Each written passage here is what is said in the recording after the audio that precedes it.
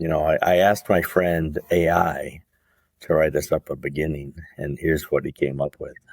Welcome, foolish mortals and comic fans alike. Tonight, the dead don't just walk, they collect variant covers. That's right, it's Halloween on, and this is why I love comics. And we're sinking our teeth, into one of Marvel's wildest what-ifs. Marvel Zombies. Superheroes turned undead, Spider-Man with the munchies, and a universe that proves even the strongest can lose their heads.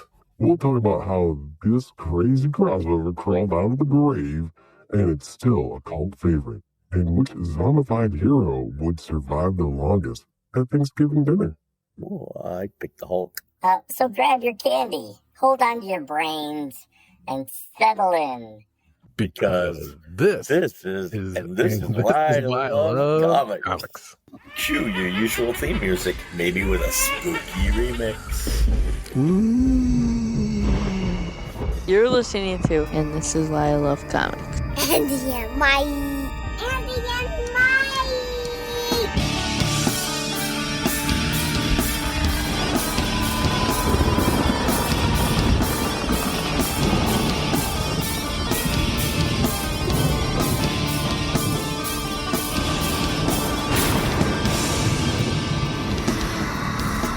Please elaborate. And welcome to another episode of And This Is Why I Love Comics. And I'm Andy. And I'm Zombie Brainless Mike. Oh, yeah, brains. I don't have any, but, if you're listening to this is our Halloween episode. So welcome. We wouldn't miss a Halloween without doing an episode. We're back in the ear holes just in time to fill your candy corn delights. Oh, that's... do you like candy corn? No. I was gonna say, I don't know. I'm not diametrically opposed to them, like some, but I'm also one, I can't be really trusted with opinions on candy because I, on occasion, have interest in circus peanuts. Oh, I like them too, though.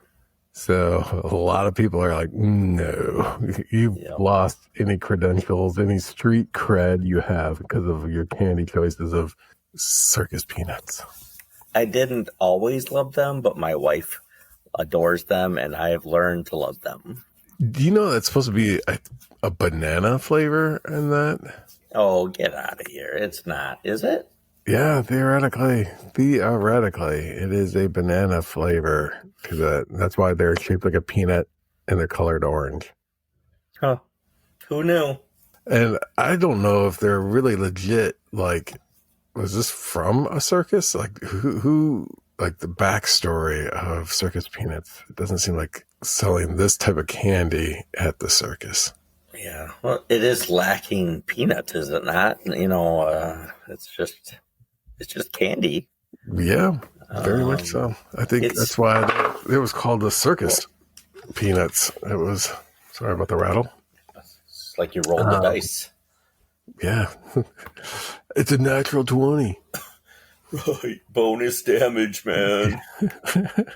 That was one of the Halloween traditions we had for quite a while. Growing up, we would play some sort of RPG horror themed on Halloween. Yeah, we did, didn't we? Yeah, we'd do Chill and Vampire and all the other...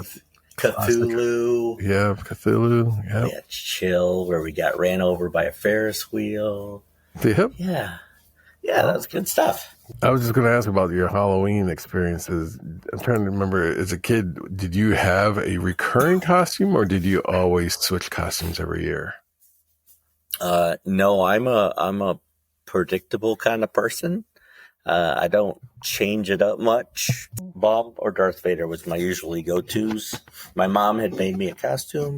It was actually, not bad for the time. It was no 3D printed thing, but, back then we were happy with a cape and a fake mask, that smelled like old plastic. Yeah. Just all the condensation from your breath would pool up in the bottom of it. Yeah, pretty much. So, that was me, little hobo bum kind of guy, jumped on trains and stuff. It was an easy costume to do. I graduated to Darth Vader when I didn't want people to see my face.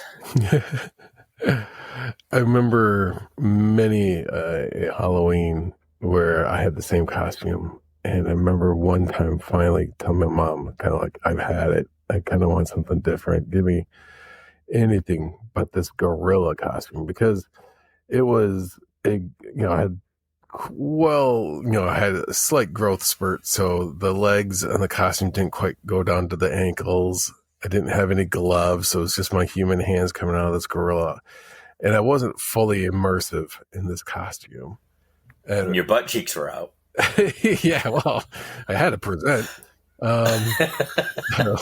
Gist of it was like, I remember telling my mom, it's like, enough. It's got this plastic mask with a rubber band. It didn't quite work because, it's like the front face was a gorilla, but then the rest of it was this black matted kind of fur. It didn't really feel like it was gorilla fur, and it didn't match the plastic of the mask. So I was like, I want a full mask if I'm going to do this.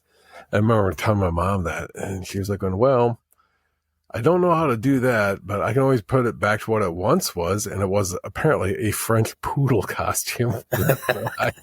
It was not quite the full gorilla. It was a French poodle. She's like, I can sew the ears back on it if you want. Yeah. I'm good with this, Mom. Really? Right. Did you get a lot of candy? It varied. Yeah, I would say we got quite a bit, but we always hit the same, 4 roads that were by us.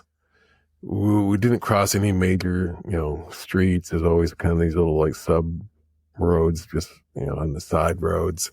Same houses, same things. We would have one house that gave out pennies, but the one that it was both the greatest and the biggest disappointment. We're getting the McDonald's or Burger King fry coupons. My parents never went out to eat. Right. And so it was like, you can just keep that paper. Give it to some kid who actually will go out to a fast food place. This will never be used by me. This is, whatever money you spend on it, it's gone. It's never going to see a free small order of fries. And all I have to do is go to McDonald's. This is going to be amazing. Oh, wait, never mind. Yep. Not going to happen. Not going to go. Never going to make that appearance. So did you ever run into the legendary, only hear it in stories house that gives away comics? No. Yeah, me neither. No. None of them. Yeah, can you imagine, though? I mean, at that time, that would have been the peak era to get comics, too. Oh, yeah. Big time. Still 35 cents. Right. But still, that would have been better than, what are the Mary Janes or there was one type of candy that was absolutely the epitome of gross. It was like gross candies. It's like those cigarette candies. Oh. Hi, you want some chalk? Yeah. You can do math on the wall or you can eat it. I remember getting a couple where they were the gum cigarettes. Okay. And if you blew hard enough, it would give you that one puff of smoke coming out of it, only to realize that was all the sugar flavoring that thing had that you just blew right off of it. But imagine how cool you looked when you were blowing that smoke out. Oh, yeah. All the ladies went, ooh-wee. He's looking like he's alive with pleasure. That's right. He's going to die in 30 years from throat cancer. Yeah, he's on borrowed time already. Now you might be able to get away with them because they didn't look like cigarettes because they were blunted and they were tapered on the end. They didn't have a true tube like a cigarette would. They were more like rolled up joints. It's I don't think these are cigarettes in the way we think they're supposed to be cigarettes. And being in marketing, it's man, that is talk about grooming your next audience. Right. Yeah. Candy cigarettes. I've got a great idea. Let's start them off with candy. Yep. And then they'll get that oral fixation thing going, and then one hit of nicotine, and we're good to go for the rest of our careers. Thank you, Philip Morris. We're talking about Marvel Zombies. And if you recall, last Halloween, we did DC's Deceased. Oh, yeah. Before that, we did Chew, Oh, which that's was kind of... you Hey, know, we kind of come full circle. that's right. And we did, Batman Long Halloween. So we're doing Marvel Zombies this year. I do remember last year I had read Marvel Zombies and was trying to compare it with Deceased. And I had said that I enjoyed Deceased more than Marvel Zombies, which is interesting because I just read Marvel Zombies again. I mean, it's a fun, floppy read. I don't remember, now, my memory is fading on Deceased a little bit and whether that was any good or not. Marvel Zombies was created in 2005. Actually, it was a little earlier than that with Mark Millar, but Marvel Zombies, the book, was written by Robert Kirkman. Sean Phillips, I've heard that name a few times. Oh, yeah. With Arthur Sudam doing all the covers for the main miniseries. Now, I don't know if you read just the first Zombies or the second. Just the first one. I thought the second was much better. There wasn't much to it. I mean, it's a zombie book, so is there ever much to it than brains, eating, munching, who will die next, how will they survive? Yeah, and usually it's like, what outlandish death will there be? Right. Yeah, where does the zombie pop out of suddenly and eat them? This was a little different. I mean, Robert Kirkman, of course, wrote The Walking Dead. In this Marvel Zombies, it was established that whoever the zombie, they would maintain their intelligence, powers, but would just be consumed with this hunger and just want to eat everything in sight. What did you think about the book? I thought it was okay. I thought it was a fun read. I would not accuse it of any sort of like, that changed how I viewed comics or anything like that. In fact, it was kind of the opposite. But I was amazed how fast I went through the entire series. It was a binge read, more than I ever thought it could have been. And I was kind of taken aback by, like how the whole like series just burned right through it. And then the reveals that were like, oh my gosh, like everything about it was like, okay, that was a shock value. That was a shock value. That was a shock value. But I didn't really feel like there was anything in here that I was, no pun intended, but it didn't feel like there's a lot of meat to this story. Now, that means you didn't read Marvel Zombies Dead Days, right? When Peter Parker ate May and Mary Jane? No. That's obviously they clearly referenced several times in this. Yeah, it was just a short little thing at the beginning. I have the trade, so I must have just put those up together.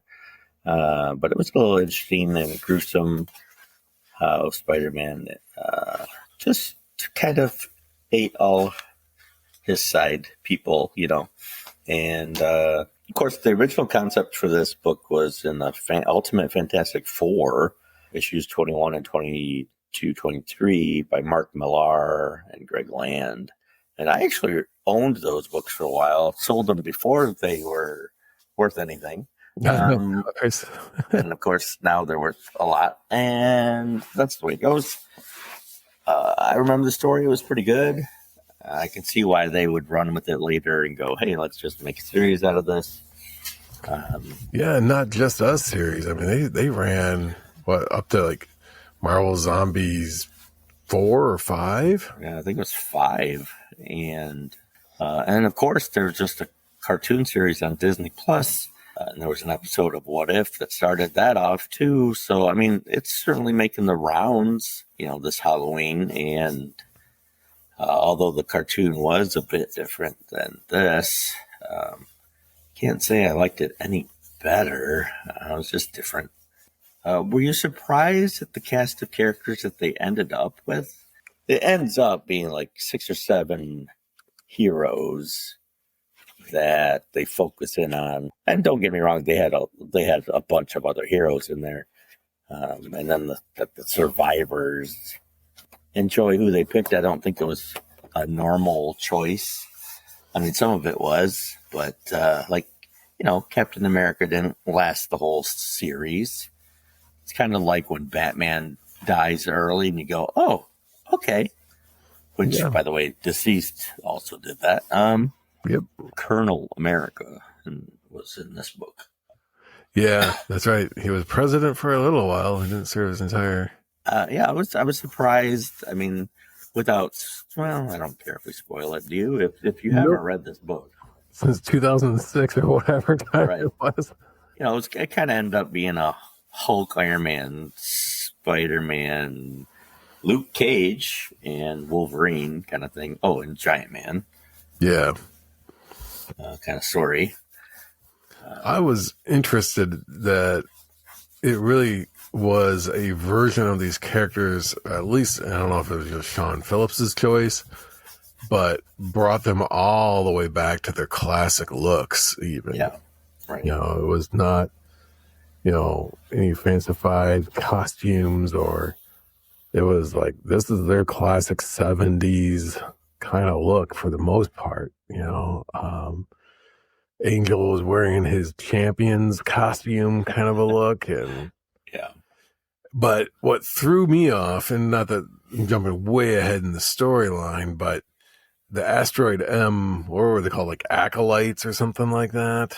Yeah. That was clearly a product of the 90s look.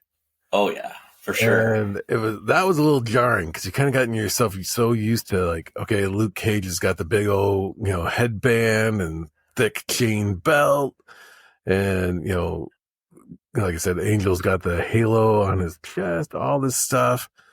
And then, it's all that classic superhero costume tropes, only to be met with Jim Lee's over-rendered, so many pouches and shoulder pads characters from Asteroid M just showing up. And it's like, whoa, oh, that's right. Yeah, I had hoped Magneto would have survived a little longer than he did, because I thought that was a good antagonist for these turned villains, but he doesn't last too much longer. He does destroy most of Alpha Flight, which is pretty cool. Yeah, I was kind of taken also with the heroes still, even in zombie form, kind of hung out with the heroes, and the villains kind of hung out with the villains. Right. It's like, guys, at this point, there's nothing separating the two of you. It is interesting that even losing major body parts, the typical way to kill a zombie, destroy the brain. I mean, I assume that's still the way, but like if you had half a brain, you were still good. You needed to be totally annihilated, disintegrate your head kind of thing, to be done as a zombie. Otherwise, they show you later stitched up or just with one less leg. Spider-Man suffered from having a loss of a leg early on. Yeah. Snapped off, and he finally just kind of got tired and just ripped it off. Right, yeah. Yeah, because there was even questions that they had about, like, well, I don't know. I saw the head got severed. Don't know if that kills us or not. And then, sure enough, it shows the Wasp just as a head on her own and still doing stuff. It's like, okay, I guess you don't need to breathe or anything, so all the extra organs aren't useful. Yeah. Then when you think about the other motif of, like they said, just blow out their brains and they're all set. Well, Captain America gets his own shield to cut his wide open, and his brain's just falling out. He's lost half of it. Right. And he's like, no, I'm still functional. Magneto uses his cap shield to sever his own head off. Wild ride, and a lot of things that I wasn't anticipating in characters showing up. I will say that I'm kind of like, well, here's another Giant Man beats up Wasp, the abusive husband. Right, yeah. His track record is terrible. Yeah, doesn't matter what universe he's in, he's always an abuser. Another opportunity to change it up. Maybe I was thinking he was going to go the other way, that Wasp was the one that was more abusive to him or something, change it up a little bit. But it's like, oh, no. He finally went so far as to just bit her head clean off. Sean Phillips's art, great as always. Kind of freaked me out the way he does teeth. I don't know if that's part of the curse of vampirism, is that you instantly lose your lips. Right. Suddenly you're just nothing but teeth. And so I was grossed out pretty much all the time reading this, just seeing the teeth. I hate teeth. I don't like them at all. And that's what I had to stare at the whole time. Yeah, very much so. Surprised right away, like towards the end of issue 1. So much destruction already, and then the Silver Surfer pops up. And I like Sean Phillips' Silver Surfer. I want him to do a series. Give him a good alien quality, yet kind of that aloofness as well. It did surprise me. Like, they didn't know who he was. This is the first appearance of Silver Surfer in their world. So even though with the acolytes of the 90s in there, this was the first time Galactus appearance. And the Herald of Galactus was Silver Surfer. It was kind of neat. I don't know. What's your take on Silver Surfer's anatomy? With him being power cosmic, is he kind of like Captain Atom, where it's just a shell? Like he's kind of got a silver lining that goes around him, and then his power cosmic is just this substance that's trapped within a shell of a human, or is he silver from outside all the way to the core of his being? That's just like liquid metal, Yeah, I always thought in my head, Galactus changed him from a human to the Silver Surfer. I never pictured it as just a crunch, tough out exterior shell. I always thought, he converted him totally internal and everything into a being that could traverse space and all that. So I didn't imagine anything in there be edible in my head. If Galactus ever changed him back, he could just simply reverse it and make him human again. I never saw it as just armor. I was confused when they started getting through his outer shell, and it's like, what? You're just eating energy then, you're not. How are you doing that? Yeah, because it was clearly he wasn't. There wasn't meat, but I like that concept to a degree, because I never really thought about how the power cosmic works, because the other heralds were so different than Silver Surfer. Most of them kind of looked like they were before they became a herald. The Silver Surfer was like the one character that truly, changed up. And they were eating energy, which I guess, but I hadn't pictured it that they were able to do that, or else they could just eat any energy source they wanted, right? I don't know. It seemed a little out of place, but it was good for the story, because they weren't pulling out guts and stuff. It was just energy being released. They gained this power a little bit in anticipation of, fighting Galactus, whatever that was. They didn't know either. So I don't know. It was a kind of a twist. He just kind of rolled with it, I think. Yeah, all in all, like I said, it was a fun read. Don't know if I'm going to dive into any of the other sequels, but kind of like the twist ending, that it offered as a standalone thing. I didn't know if I needed to go into the next story, because it's kind of like, I kind of get it. They're eating, and they're going to continue to eat. Yeah. And they're probably just going to travel as they eat. So, yeah. I can spoil the first page of the second series for you. All right. They eat everything. They run out of food. They do have an interesting battle with Ego, the living planet. That makes some sense. Now, does Sean Phillips return at all for any of the sequel? Yes, he does the second one as well. Oh, okay. That'd be good to see. For that, I might read the second one then for his artwork. It ends on a cliffhanger again. I won't spoil it, but it's worth the read, the quick read. Yeah, I was kind of wondering, with this being Robert Kirkman and being highly associated with The Walking Dead, was this intentional for him to dive into this? Just because it's like, hey, clearly we're going to have you as in charge of this because you're Mr. Zombie.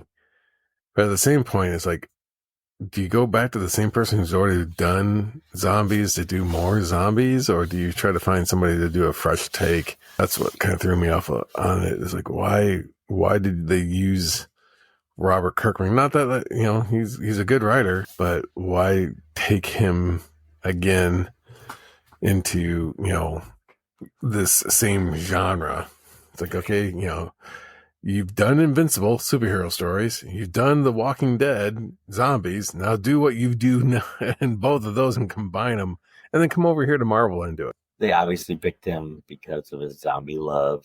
Maybe he had a different enough take to where they go, okay, it's at least not identical to The Walking Dead, and cool premise. I'm sure he used it like, hey, if I could do this and then I can get in the door and do some other stuff too, it's just, and I'm sure neither one of them knew that it was going to take off like it did and be really popular. So many variant covers, so little time. It was cool, the variant covers. They were all plays on older covers, of the history of Marvel, just with zombie versions of them. Some of them are I actually kind of didn't like because they were just this weird, gross version of a cover I loved, and but it was well done. Can't take it from him for not doing a good job, because they certainly did. Yeah, they did. How many variant covers was like the total per book? Because at least it seemed like in this case it wasn't just variants for the sake of variants, but it was like, these denoted the printing. Right. Yeah, I'm not sure without Googling. Certainly more. Each issue had quite a few. Probably reprints. Probably even did even more. When this title had come out, I basically was completely out of comics at that point. I was working at the game company, and my focus was way away from the comics industry as a whole. So this was all like, wasn't at all connected. It just says there are likely dozens to over 100 Marvel Zombie variant covers in total. Oh, jeez. So it didn't even have time to count. It's like, I'm not going to be bothered. Yes. Enjoying Sean Phillips' art. I really think, this guy, obviously this is before he, partnered up almost exclusively with Ed Brubaker to create some of the best comic books. It's still very solid work. Yeah. One question for you, and I'm going to, obviously spoil the very end of it, because as you said, Galactus shows up, and the second series is about these main heroes all of a sudden going everywhere else and eating everything. So clearly they defeated Galactus. Yeah, they acquired some cosmic power. Yeah, if they did, and being Galactus, what Galactus is, he can make heralds. Why, when they became Galactus, did they not fix themselves? Iron Man's still just a torso. Yeah. It's a good question. And maybe if they had pooled their energy together, maybe they could have done that. Now, in the second series, this isn't really much of a spoiler because it's like the first 2 pages, but you see everybody again, and they've eaten everything in the universe, and they've acquired robotic parts kind of to replace their missing limbs, so they were intact again. They hadn't regenerated, and maybe they can't with dead virus or whatever. They never really explain it. They don't explain a whole lot of the behind the scenes kind of stuff. Who knows? This is a weird series to talk about. Yeah, I think the one surprise, but it made perfect sense, was when Wolverine was trying to slice open Silver Surfer. Yeah. And because his, healing factor was gone and basically his body's decomposing, and when he went to slice, his whole metal skin just kind of, the metal stayed, but the skin kept going and just kind of peeled off. Like when you see someone who's done a long smoke, meat, and they take the bone right out of the meat. That's basically what had happened. Right. And I thought that was great and gross at the same time. Yeah. The other gross scene for me was the Hulk. Anytime he was turning into Bruce Banner, and then they were talking about his food still being in his stomach. It was. Yeah. I feel the bone. Yeah. Doesn't hurt. I just feel it. I was like, right. Ugh. The Hulk eventually, I think he eats Silver Surfer's head. Yeah, it jumps right down on it. And that's when they all kind of race over there. The people who survive the entire series are the ones that mostly ate. Just as they get done with Silver Surfer, that Galactus comes. And I was expecting Galactus to win, that's the series end. Yeah, that, one kind of hunger defeats the other hunger. Right. But, of course, it's called Marvel Zombies, not Marvel Galactus. Galactus, again, gets defeated. Man, does this guy ever win? Old stuff. Did you see even the fact that when they brought Galactus, I referenced earlier that they're all wearing their vintage costumes. Giant Man's got the, 1960s Giant Man costume. And Iron Man's got the spiky corners to his mask as he appeared, early on. But Galactus has got the G in his chest. Right. And that only appeared in that first appearance of Galactus. After that, people were like, he's an alien. Why would he have the letter G of his name on his chest? Why would he be English? Yeah, so they quickly got rid of that feature. But in this case, they put the G right back on it. The OG of the G on there. So that was pretty dang hilarious because it's like, oh my gosh, we went all the way back to that. That's kind of neat because the villains, you see they've gathered and they attack Galactus first. Now, one of the heroes we did not talk about was Black Panther. He survives as a human, one of the few humans left. Gets picked up by the mutants of Asteroid M, and Forge is there, which, I've always liked Forge. I think he's an underrated character. Black Panther, although he's wounded, Giant Man ate parts of him, his foot and stuff. Kind of squirreled away. He had a secret stash of food, which I thought was hilarious. It's like, it's like when you find out that your kids kind of put their Halloween candy in special spots in their room so that no one else could get to it. So that was a neat side storyline. They fight Galactus, and I'm thinking for sure Galactus will just annihilate the zombies, but of course they don't. We do get a cool Marvel zombie battle with the heroes and the villains. That's, of course, the surviving heroes have the power cosmic, so I don't think the villains really had a chance. There were two in particular that I wanted to talk about that show up in the conclusion of the last issue. And one is Venom, and it's kind of like, I didn't see any difference. How does Venom look zombieized? Because the whole key thing about zombies is that their teeth are all jagged and exposed. It was like, Venom kind of looks like that all the time. Right, yeah. So not really zombie Venom. It's just regular Venom. Right. And then the other villain was Dr. Doom.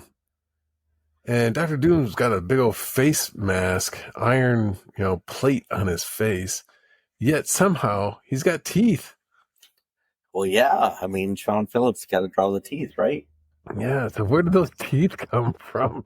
Is it just like a lower half of his mask open, or did he lose the mask completely and it's just the raw face of Victor Von Doom underneath there?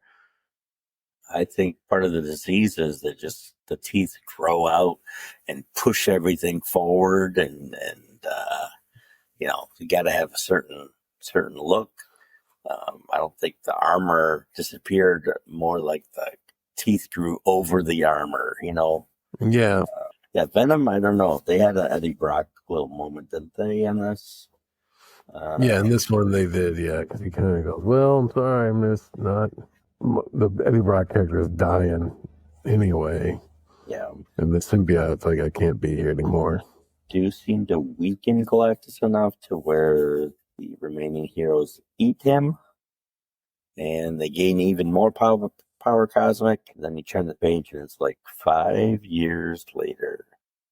And you're like, oh man. And you see the humans return to Earth after 5 years being on the asteroid M. And I was expecting, a bit more zombies around on the floor, on the ground of Earth. Yeah, See the wasp survived and was put into a robotic body. And the romances of the asteroid M. You see T'Challa with a baby, and they've had the human race continue on asteroid M. A little bit of hope. And then the series ends. And they discovered that there was no zombies on Earth after 5 years, and they didn't know where they went. So of course you turn the page, and alien races are getting eaten up by power cosmic Galactus superheroes. It's the Hulk, Spider-Man, Wolverine, Power Man, Iron Man, and Giant Man. And Hulk Man. Wolverine Man, Spider-Man. Yeah, not a woman among them. That's Nope. so typical. Oh, boys' night out. That's right. Go ahead, just get out there and chomp away. Now, it is interesting in the sequel, they add on to that list a little bit. There is one woman, but I'm not going to spoil it for you. Oh, man, you're going to make me have to get that series then. Yeah, it's not much different. There's 1, 2, 3, 4 additional zombies that are flying with the group. And that's it. That's like the whole series. That was, 6 issues? And Yep. And I was entertained, and it was a fun little read, but it wasn't deep. It wasn't thought-provoking. It wasn't anything but what it was on the surface. Just a zombie superhero horror Halloween special. Pretty much. I mean, there wasn't a whole lot more to it. And the sequel didn't add too much more to it. Overall, do you even remember Deceased? Yeah. I did like how, at least with Deceased, they would try to tie in the anti-life equation. Yeah. And it was truly anti-life kicking in. They at least try to tie in, the cause of the zombie-esque event as being part of, what would happen if the anti-life equation kicked in full. Yeah. And so that I thought was, they at least try to make it a little bit more in universe or known for DC characters to have had this happen, but in this case it was just zombies, just cause. Yeah, I mean, definitely Deceased it seemed to be a little more, it could have happened on our world kind of thing. And there was a little more characterization, I guess. Definitely more survivors. This whole story was about the dead heroes. It was barely about, the remaining humans. It was more, this is what happens when your hero dies and becomes the undead. And where Deceased was more about the survivors and a little more typical, here comes the villain, undead character, and we'll fight him. So maybe it was a little more traditional. I did think Deceased tried to be a little more different than typical zombies. But ultimately, that's what it was. It's hard to determine who I thought was better. Probably Deceased. I think I said that on the Deceased episode too. But I'm also a DC guy, so it's hard to tell whether I just consciously picked DC over Marvel. I'm not sure I'm the right person to judge. The consequences, no matter what, are just not there for me. You know that this is not going to affect any major story arcs, lasting ramifications. It's like, that's just on one of many infinite alternative Earths. And I know it's popular, or at least it was popular. I'm not sure it's popular now. Yeah, it had its window. It's kind of run its course. Kind of like how, all these characters that are super hot and, popular, the Ghost Rider kind of then goes away after a while. Yeah. The Punisher kind of goes away after a while. We'll see Deadpool and Harley Quinn will eventually go away. But yeah, no Deadpool in this episode or in this issue. Yeah, this was before that whole... Before he became popular anyway. It'd be like seeing Lobo in the DC book now. It's like, oh, what? Who's this character? Yeah, you were a flash in the pan for a bit. The biggest thing that DC had, and I think it had more to do with the fact that it was like this off kilter from the norm, the happy-go-lucky DC Comics characters. So if you have any questions about Marvel Zombies, if you really liked it, if you didn't like it, if you're disagree with us, let us know. Send us a note about the show. We'll read it on the air. You can do that on our Buzzsprout webpage. And this is why I love comics podcast.buzzsprout.com. You can email us at and this is why I love comics at gmail.com. Join us on the X and this is why L1. We're on the Facebook and this is why I love comics podcast. We're on the TikTok, why I love comics podcast. Thanks to all our supporters and friends of the show. You know who you are. We couldn't do it without you. Thanks to producer Katie and Tony, co-host Matt 2.0, Kevin, Jamie, Matt 10.0. All these people we haven't had on in a while. We're going to have to eventually go back and get all these people on so we can talk to them. Thanks to Thunder Chicken for the tunes. Check them out on Spotify. There's a bunch of links in the show notes. For the podcast, I am Andy. And I'm Mike. And everybody have a good Halloween, and we'll see you next time. Ooh, exactly. I was working in the lab late one night.